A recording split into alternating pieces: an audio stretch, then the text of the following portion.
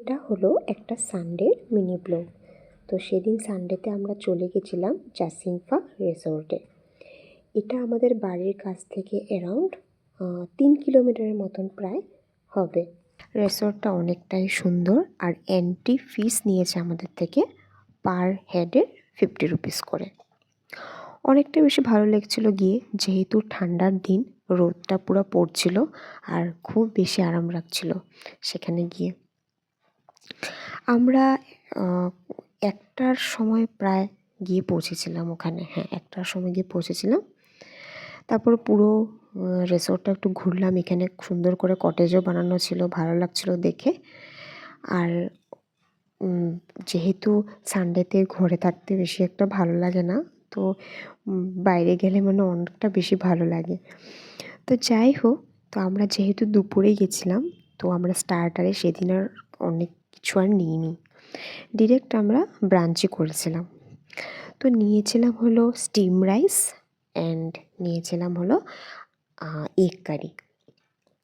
খেতে খুবই ভালো ছিল, আর যেহেতু খিদে পেয়ে গেছিলো, খেতে অনেকটাই বেশি ভালো লেগেছিল।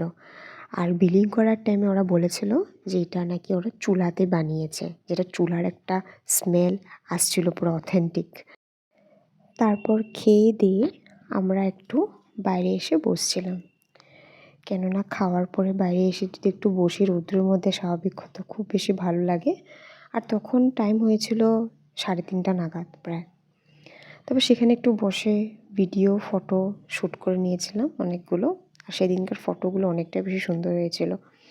আমি ফেসবুক আর ইনস্টাগ্রামে আপলোড করে দিয়েছিলাম, তোমরা চাইলে দেখে নিতে পারো। তো যাই হোক, সেখানে থেকে আমরা বেরিয়ে পড়েছিলাম। যেহেতু সন্ধ্যাটা এখন জলদি হয়ে যায়, তার জন্য আমরা 4টার নাগাদ প্রায় বেরিয়ে গেছিলাম।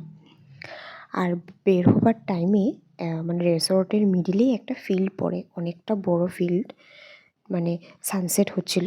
তো সেখানে গিয়ে একটুক্ষণ দাঁড়ালাম, পুরো ন্যাচারাল একটা মানে ভাইবস পাচ্ছিলাম। এরকম তো আমাদের দুজনের খুব বেশি ভালো লাগে।